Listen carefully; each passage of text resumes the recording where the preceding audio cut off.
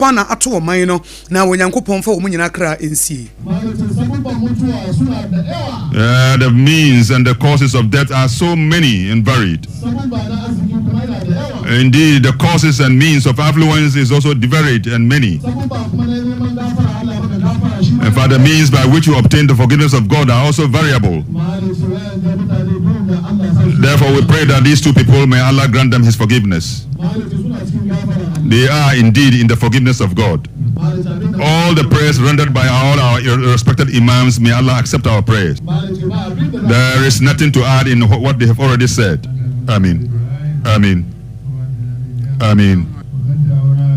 Amen. We any yeti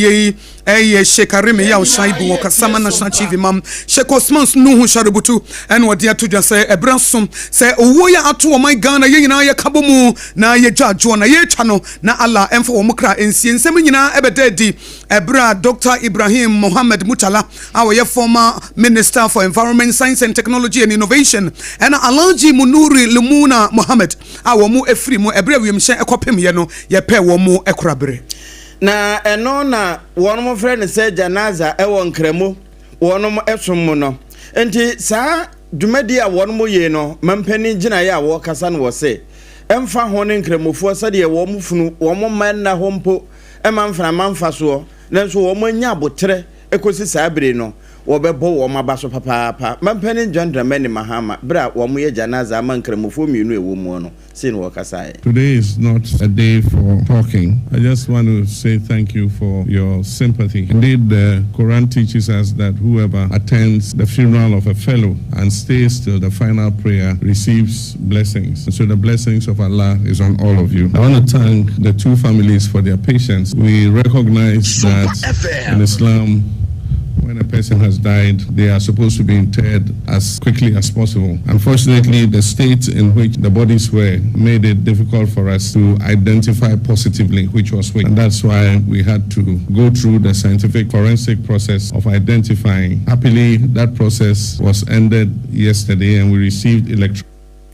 Mampani John Dramani Mahama gonja de shekronkron ena ate se na wo kasa kire busua. Ewie no wo se sesi e de obetimi aka de sense ne bo se nipa be sensia de wono mawie na ne nyina mu no eno nsesa bibia nyame de kya boso me de etoso de dunenum eno ebe yeda wonom ebe som na fe yesu safo ni nyina. As I speak, the forensic reports for the rest have also arrived, and so in consultation with their families we would decide how their funerals should be held. But as we said, on the 15th of this month we'll hold a state funeral for all of them. The families are able to hold separate events to commemorate their loved ones, and the government will be there to assist them. The two brothers, Muniru and Murtala, were both personally close. Murtala I mentored from when he was a new MP at Nantong, and he had been a devout member of our team, one of our very bright intellectuals, very eloquent in Parliament, and he had been a part of our reset agenda. Muniru was like a younger brother. He was a permanent fixture in my house and acted almost like my personal assistant. I sent him on errands. No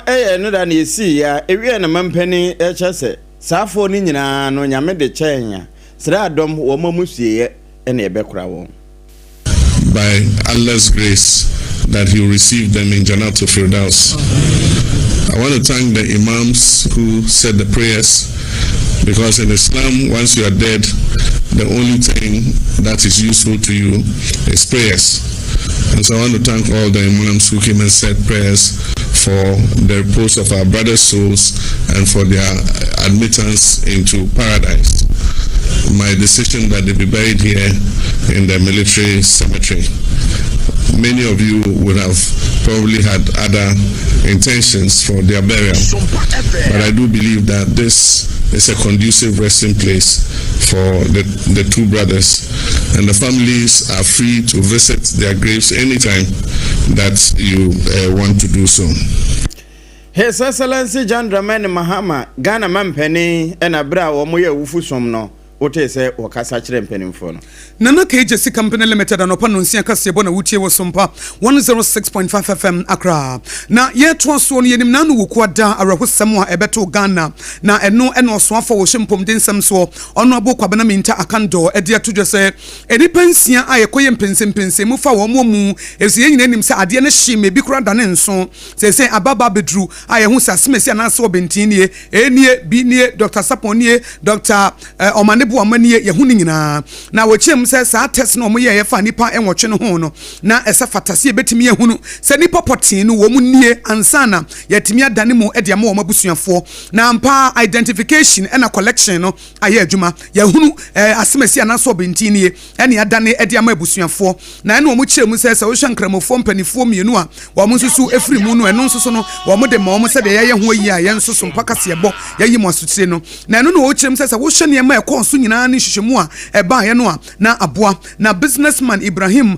Mahama wono ena wo fa sa aka nyina esoaye na wo kiremu se sa nipa no a yesesa wo mu ekọ South Africa no wono na efa ho ka na wo ye ho adwuma prekope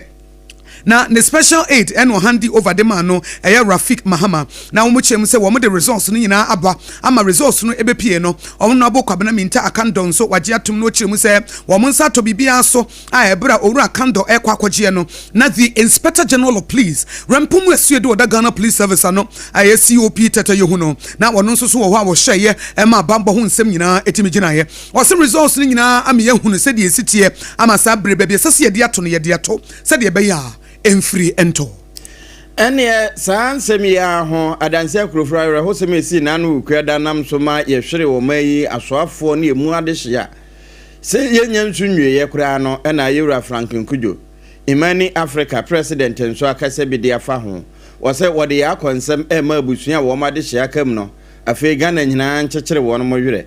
nanso se de yenya kase ma ye mfa nya amanyosam nom ne ho ade no won de sobo no bekọ akobo abandada ebesene koe se woti nani enanka galamse kun o ma nani ko ho no yire no ho twa ba hwe ano mpo sha se firi baabi na wanwi a anka abanyi ba nya fe no no nso ko sha se afiri to ho a de asie na won de eka se twedi ampon won fa wo no mu a afiri mu no nyina kransie yi ne mpo bone bi a yaye se galamse nka wose ye kun de na ye ntumi nkon na fe na ye bo ho emfra ma awere ho se makwa kosi no eno nso won fa nchen na won hu ye mobo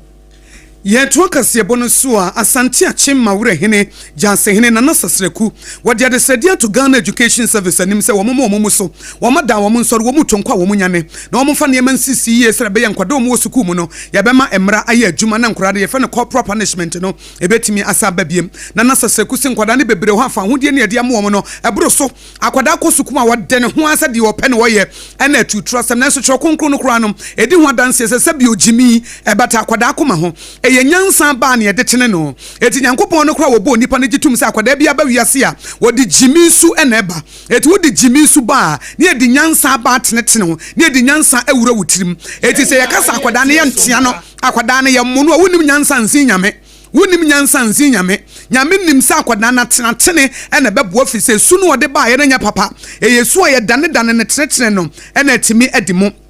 na wone Sompa kase bo kwa me wura du twetwe nkomo no ena nasasreku ebo amane se ebre bi atwemu no na akwada kora wo hya na bonten so na wona manadwo wo se he na wo firi na wo kɔ he wana suma wo na watea no wo ye niama wo sema na watea no akwada na ye teatea na ne atenetene no ene ne ma ye nya nkwada wo ye discipline wo mo ahohye so wo mo bo abrabo papa ene ye hwe TikTok nkwada generation ne ezi ne wo mo ka ho genzifo ene bi ye tutu se wo bi wo nam wakaka bensem gye wo bi antena no fisi wo so no wanyi obi ama na antenete nti atenetene no ye nsamfa mra suku mu bie mu a Ghana Education Service ma ho kwan na na sakraku se emwa ye breso no na ye ni bre ye free teacher for suro a teacher for minim teacher bi ya no kire ya de bo nwumre no nsia wo fa ba no agire white shirt no agire ka kitra no agire socks na pa ba ne sa se ne soro ha no kwasem ni se wo hia wa wo abonte na won tekrata ha wo fie ade a kire se de obesi atwe wo so no e free da no ko no enya de a wo kura no o kondo se e bo no nsia wo be pia abonte na akobedo se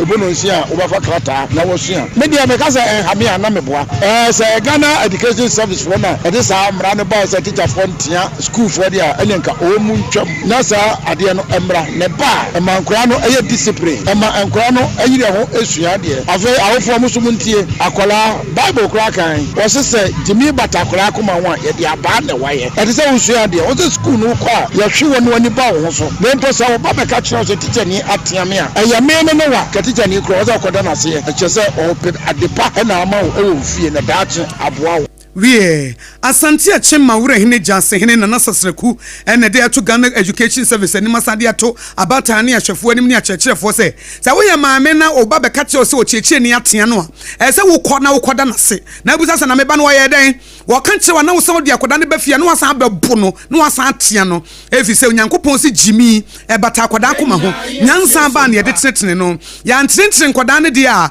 ene omo ba ne se peche tro ka abrabo fini abrabo bone jeni ahantansu a emfa brabo papa emma eti akoda no onyini ncha kakra bi musu wafirim no okɔ evise niamo ho sem ne kɔso nti ebra so se ye de nan esi fam wei eya futu na nasaseku e de Ghana Education Service about tani ahwefo ene akyerkyerefo ene yemfiri ngumasua na Ghana Post Sadom Penny Yura Christian Tete Yehono Yura GP na abo na krofo no bi abaso se wonu mabo adwuma eni hopa ne nyina ne se nensen fuel tanker bi akromfo ekobota wo mo ekoko wieye no posifo no timi adom ama yenya akromfo no panchi aso na wo mo nso a ye wi a wo mo nso no wo mo nso nya wontiri edidim enne nam so ama abasobo ya ba masesie Lance Corporal Joseph Akondo wone inspector patient kotoka ya bo won mabaso na enya police command ehwo na won mu di wo mo dwuma wone community police fo no bi na won mo se bosume da na etoso nso be se dumienu abo apam wo mo ho a be se pick up green bi besene na ebinum tete bucket num na wo mu duru ho na wo mo ete bucket no mu huri siye bra na police fo ni gina no se sremo mo anom ye ya enkrofo wo mo de ye kwe ne wo mo nenam na ye fuel tank na ye didi dwuma wo mo ya akromfo a wo ma be wia yen ene ye kiki nya wo mo pa chi so na ni pensie bia wo mo so kura adwane ye san kokɔche wo mo enna posi sahene se wo mo bo adwuma papa a esa abasobɔ ne se honti no wo mo promote baako de ne kɔ nanim enna fe chief inspector patient kotokanso wa hye ne se won san wura posi babia wo mo gentete no na fe won kɔ yade ketewa bi nka ho na enhoma no won fa dodo nsan nguna beti na yeto kasebo no so a municipal chief executive officer dema Tano South Municipal Assembly honorable Kwame Frimpong wode atodwa se wo mu de dwumadie bia ba se enubone amnante ne maba wono enum a ede ato renchem kase eto oman no so na bra so se etu ne se banche eti wo mu de dwumadie bia ba ye frɛ no red means stop na ene omo frɛ no wunim red ye hia wise wunim red se wunim red de ene red means stop e chese ba bia waduru no wapem enu ntigyae wo mu si nuboni esemrante ne maba wo a edi wo mu nyankasa eti wo mani sode hunu se maburu no mpom din bebo ho ban ene wo mu da ache bebo ho ban fisi wo mu no man ne da ache na nkwada wo mu no man ne da ache no ma hyehye enubone ene red wo mani so biri wo mu yi wo to kora wontimi nsua de wontimi nsua adwuma ebra so se de ye nansi fom ne kase red means stop ya dia mansin atiati se pa mo nyina yati eye ko social media unum red san ni eye wi nom ene ne mabebebe na mofra no ahyase a omonomom a haye wo hapa biem so eye drugstores for no so over the counter for no fa konya so mapo match o tomo fo se omunyai san ni na omoso tonton de ma eye yemabunu no ne esese no so omo na tonton san ni de den edem because there are incidents that be so attachment ya yakwakochi over the counter sala no ton san ni bone no ewo ho edema eye mabunu mo me den omo we any ye municipal chief executive officer de ma Tano South Municipal Assembly ye honorable Kwame Frimpong ono ena dia futu ema ye na we ye ena ASP Mike Kule ono so kasa ye wo chem se de enuo no ama nkwada na toro enuo na ma nkwada ne bia bodam enuo na ma nkwada ne bia tete se kontebe no ebra so se ye bohu da wupa the issue of drugs and all that na anno edin kumasi in Kuala Titi, young boys and girls, you were so much involved in those drug activities. Timba no twana bebre ehu baby a efi na nya efie do na free particular place bi a wo bechi wase ti twana bebre eko ma na msoma ye cheche nipa bebre a nkwala account same se kan ti sabre a make say o mo cheche o mo no don't go court every man is on time but don't say about drugs issue so I would take for one day. Wie ASP Mike Kule wono so na akasa bie wo masam ne se bra so se de nan si fom na enuboni yetimi etu ase ene yenya firi ho a yenko wie e wo tachimane na afa na ho no ukọ na tifi ho a emrase badwani honorable lawyer Elizabeth Ofosu Ajare wono akure ya so na ye Minister for Trade, Agribusiness and Industry na wode aso akọ fom e wo tanobo ase ama cashew fruit processing factory wono mo sha asiesi na eno enu be chese sa factory no mampane John Dramani Mahama na niso ade hunu ba kon se beboa matimamufo eho ahenha wo mo wo manyimu na mabunu nso anya adwuma ye no emu ba kon ene de sa nhyehyɛ eba na bra wo kasa wa ase no wo da didi ntia wo mo sisa factory yen nim say touch my north any ye man temu die ade aduane kese pa cashew ai friend atia na ye na north no pe na ye hia na ya ton na fruit die to ye ja wo hompo ye mfam na so value pa say o pese value chain ni nyina profitable wo a value extension enti ye processing nut no ni ye process fruit enti sa factory a me be si wa ha die ye nye no die ye di be process nut no fruit na ye totwe enti fruit na ye totwe no a eno ye hu so mfa so bia no so de na abai ene wo che say ya ni so ade hunu papa ebeboa ma akuafo eho ahenhan wo mo wudi wo not so mfa so no na wudi fruit nso de nipa na ye form mama makoto aba no mo so benya ho mfaso na afa nipa ebe ye adwuma wa ha no nso enya adwuma kan nyina aboma na che say economy na kama mo mba be ye adwuma benya ba bi atena ye ko na ekonanim ano no na minim say ye say ejaye hweba odiso ejaye dia wa asa ene me ba na msa bete ba ko kan ye say ejaye call de biba entem say ya pa call ye me the cashew factory minim say one thing leads to the other and the other and the ye be factory wa ha obi nso de dia ba be ka ho na che say ha nso so ai hub because many swadi hu ne say touch my north will be an agro processing hub so say bia no ma bia bayere bebre wa ha ye tomatoes bebre wa ha ye wo cashew bebre wa ha ewie ye no na wo hempon wa on ne begina ta na obo ase hene anim anase na nemu ye ohene ba ampem da akodwumo wona yankobia hene na wie no wono so bo aba na ba so se wabo adwuma so no na de mo no se no wono ene edema no me kan wo se kasebo ewutie free Sompa 106.5 FM Accra na KJC company limited anopa no nsia kasebo na wutie no obi anim sa dansie ho niam de wo ye kokromoti wusan ho bopa enye yie obi anim sa dansie ho niam de ono na oton papa obi anim se ko ba simpremu a wo oye bemma ba adansie ho niam ono na ton de efo obi anim se adansie ho niam ono na wo track record se na dwuma panti wonya abasobo wo Ghana ne amonone eti Ghana fo amowo amonone mo nhya nsom wo na wusi ne se wo pese wusi na wo wie ntam dia fa ho bebo dondon na dondon sao eye na KJC company limited e fa ne wo bemma ba adwuma panamantam dunsie ne nyina no wo bo ne nsese wo ho a wo bo adwuma wo banso ntense a wo beto ene cement a wo beto roofing sheets a wo beto e de ne nyina ebegu ka mu dia kwa ma wo free eno achi nso ebetimi atufo ne amo akwankyere eko ba simprimu na KJC company limited eno no Nana KJC Company Limited si ebe tufo ekuro bimfa wusika enie Nana KJC Company Limited nano Central Steel for abona baso waje baso bo bebre eko ba simprimu ni enkrane kuma so betimi afa no 02043554040 02043554040 endpoint homeopathy clinic so Dr. Dubuantin wo fa homeopathy so no dia yeresa papa na wo dia bro eti hwehwe na kira kwan ewo kuma se kronoma boahia wo kuma se ena se bia wo wonkran hanso a spinter stroke baby e fa ne share signboard no na wo di wani a che wadi entia yare no a yesi e fa ne low sperm count no a ama mema bebre ni mu ogu ase ama mema bebre wo mu fere ama mema bebre self confidence eko ye bruzu wo mu ego adan a yesi wo low sperm count no ko ne emfa homeopathy so ne emfa nsa wo yare wate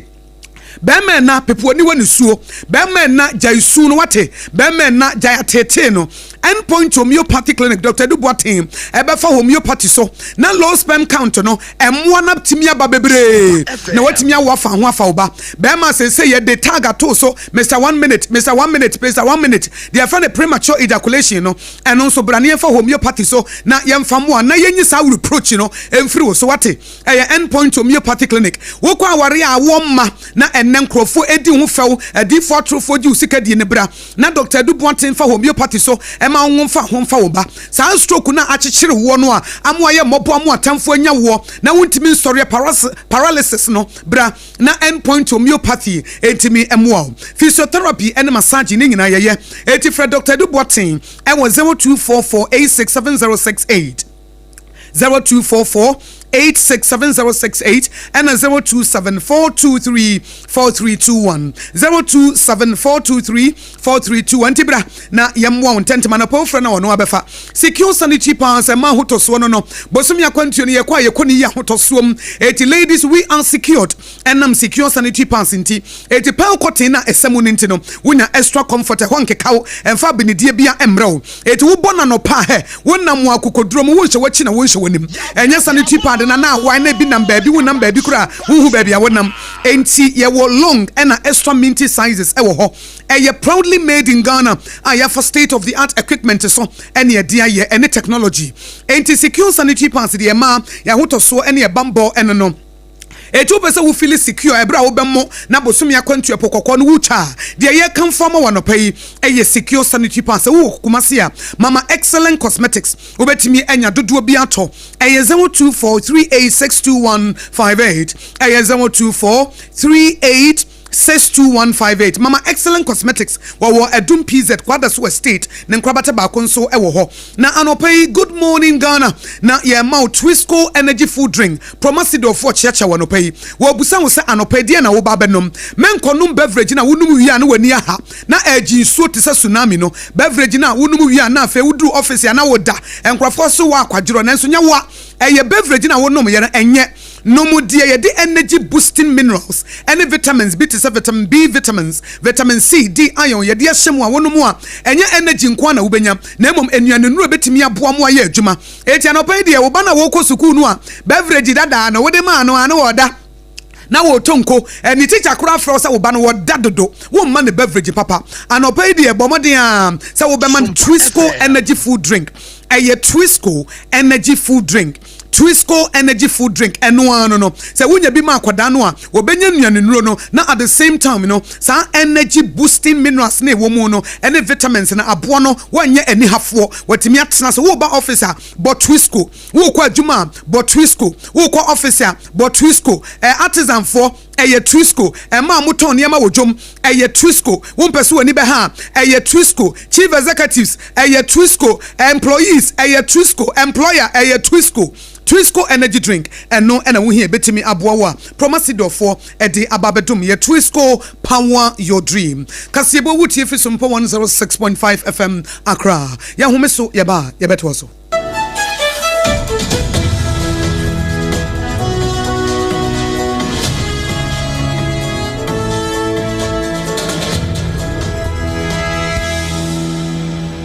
21st clinic aye sciatica expert sciatica no wo nerves na wo to ase na fa wo siremu na fa wo nansia besi ase ho no se ho techema eno ene ye fa ne sciatica na etimi bubu wo to ase ka wo se dwe wo siremu wo je ho ba bi a enye na no na 21st clinic ba ye dwuma pa wo mu yenti abaso bo ma je ne wo Ghana ha ene amono ne enya asem ketua wo mu je international awards ahodo wo mu je local awards ahodo na anu nso na wo mu bie the only sciatica research and treatment center in Africa bibrim ha no ebi ni ba bi a je 21st clinic nkwa wo mu de bibiduro ene besa o yare no masa de machine aka ho yare sabia yare bia wutimi de ko ne mama ade ba ko a wo magidi wo mu pa no sciatica ena stroke nso de kwa diabetes ne hypertension ne ade Ghana ha ba bia wo mu ho enkran ha se ye wo Tantra Hill runabout se wo free enkran eba ye wo wonsa ni fa so wo frama saman so na eba nso a wonsa bonkum so ho na wo behu ye 0540311311 0540311311 There's a 21st clinic. Still, woman is sciatica expert. Kweku, minim se why she. Me cry man nane. Now so ebony show one. Embasso. Manihon Sepeno. Ebony Condoms comes in different flavors and available in all pharmacies, chemical shops, over-the-counter shops, and pubs. For bulk purchases, contact 055-230-0075. Ebony Condoms, Ghana's most pleasurable condoms. Make it worth it. We get peppermint, strawberry, vanilla, chocolate. We get peppermint, strawberry, vanilla, chocolate. It only the view is a condom. The condom mulia then it's not on, but it does support as a condom. Na fana moko. Yeko ye train wa garden ni. Na me pray ne. Mama javelin. Oh sa. Na plate nso e. Mama enye plate o, eye discus. Ye training every say ye bese ye inkunim difo. Mo asem se. Ansa na mo bedi inkunim no. Mo hia hodin bebre. Say ye chocolate taste ni tun chia. Ene fota e what Swiss comunu kra energy boosting vitamins. Ni minerals a. E bon kunim difo. Sisemwa. Mama, ye dase. Me mo freya pomudi hu hia me. Twisco, power your dreams. FDA aji ejeje in kratso yatu.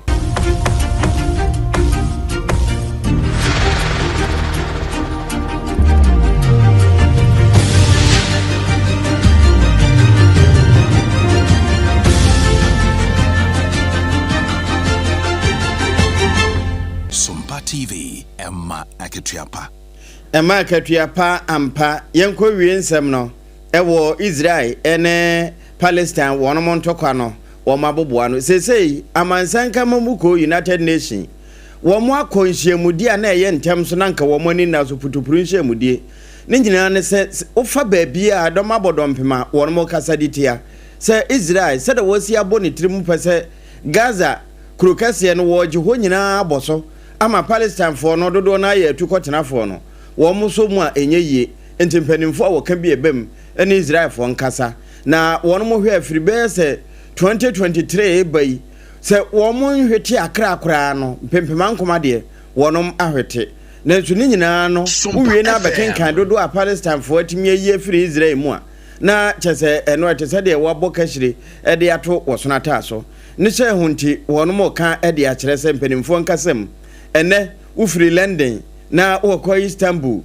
alupre mu nyina wo mo de atetatetare se monkasa nkire Israel fo na babia ekeka kone de atrapo eno na ama mpanimfo nso akọ entenso nhyiamudie ya wo mo hu kwampa wo mbefa so atwa aba ahwesa hawya no kasebo no wasi ensama edibrem no pa dedi mokotene bi ene se yeye ediama Dr. Ibrahim Mohammed Mutala na oye former minister for environment science and technology and innovation and Alhaji Munuru Lumuna Mohammed oye former acting deputy national security coordinator ama chief imam akasa wasie said yes no eyawrehosam edema omemu ni nyina sada na mempene nso kasa wo sa adwumadie kro na ase na mom techime yetifi wontira yeye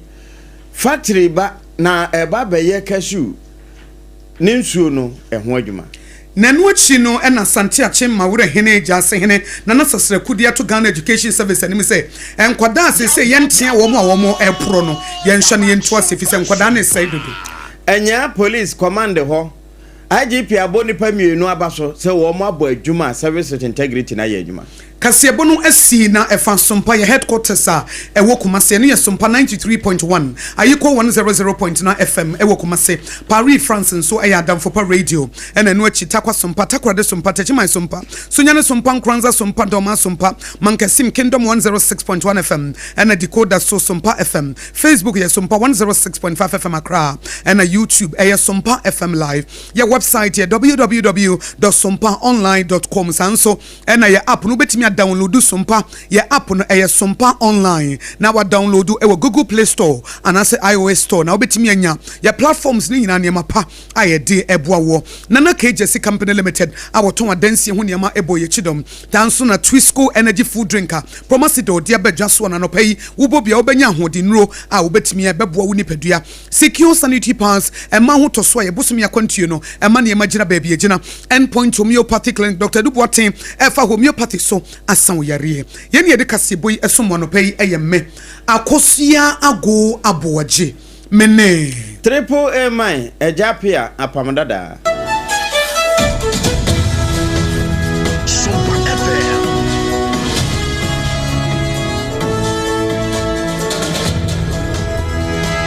Mamenka bibi kakra fa makoma mu hene ho nkyerɛw ɔbɔ me ne mabusua ho ban me de no hwɛ mabusua ti awon to aso so awon to aso so hwɛ mamenka nkyerɛw me de ma mesere daa ne da me de no kyerɛ papa de tiri kwa sabe bia ye obi wɔ hɔ aba emeya hyase bio nti mu wuranom na mo kanfo mo saa oh Debbie Pepsodent 200 grams for no ho asɛm na yɛ ka yo ɛyɛ kokoko Pepsodent kokoko promo no nie ɛyɛ Pepsodent kɛse dada no a na yɛ de 25 grams aka ho gyewo de na ba wo busua ho ban na hyɛ wo semu de FBA aji gradient crash way atu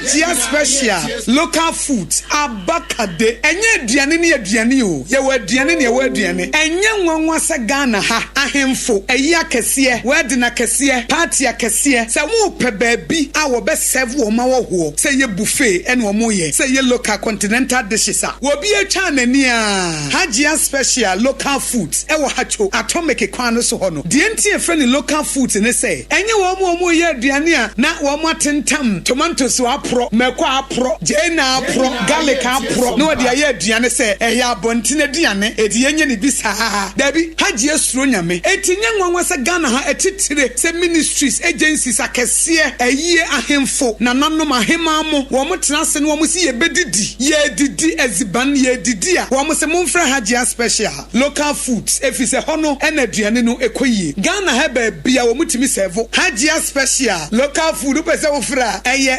02463599921 02463599921 and answer 05947972115 05947972115 for not with them Endpoint homeopathy clinic Ghana had the obi enim say ye prostate na baby omutimi ye screening ema hu ni ye etu ase a na ye endpoint homeopathy clinic anase ye kidney ye liver problem wo fa baby na adjujo na de fa ne premature ejaculation no a ba ma bi a wo ne wodofo akwakwahia ase wo di ne ho agro ase wo to nte ene ye bra endpoint homeopathy clinic na ye moa wo ema ne mema mo pa wo ye endpoint homeopathy clinic wo mo dem fua yare bia infections bi ne wo ho anase bia wo hwa wo fa baby na adjujo kidney problem prostate de endpoint homeopathy clinic kuma se ubehu endpoint homeopathy clinic e wo kronoma bohia e na Accra hanso so de wo mo ginamu ankasa e wo spintex bebre friend share signboard no huduro na ubusasa wo pe endpoint homeopathy clinic a obi a ebe kire wo for endpoint e wo 0244867068 and 0274234321 endpoint homeopathy clinic a wo mo dem fo na fa na moko Yekoye training wa garden na me pray ne mama javelin oh sa na plate no so mama enye plate o discus ye training every say ye bese ye inkunim difo mo asemunim se ansa na mo bedi inkunim no mo hia hodin bebre se ye chocolate taste ne tu nchen a ene fota e what Swiss comunu kra energy boosting vitamins ni minerals a e inkunim difo se moi mama ye dase me mo fe ya pomudi hu hia me Twisco, power your dreams. FDA, aji ejeje in krato yatu. Munde dinam se menya foreign call. Hello. Hello, Papa. What do bad to be a new? Say me feel London, echo US. Na no crowd who crowd from me bo mamania. Na Papa mo hot to say. Awurade aduma haboko. Na kujeje si. Ekwo bosim penemo. De woton adansi ho niam no so. Wo hye ho de. Oh, wo hye ho. Ekwo ba. Mesi obo adwuma kura sere kane no a. Na wodro US won so manfo bo ndin sa na. Hey papa US hakura de. Na no kojejesi company limited agi baabia. Wo Holland, Germany, France, Italy, London, Canada. Eba adensie hu niam de a. Obia se na kojejesi company limited. Na matese wo bie depo kesie bi e wo Akosua. E ho na wo bia koto adensie hu niam. Na eye no kura papa. Oh, eye no kura pa. A police station in Chenhua. Hey, akuoba sempre mono no. Onye mereda.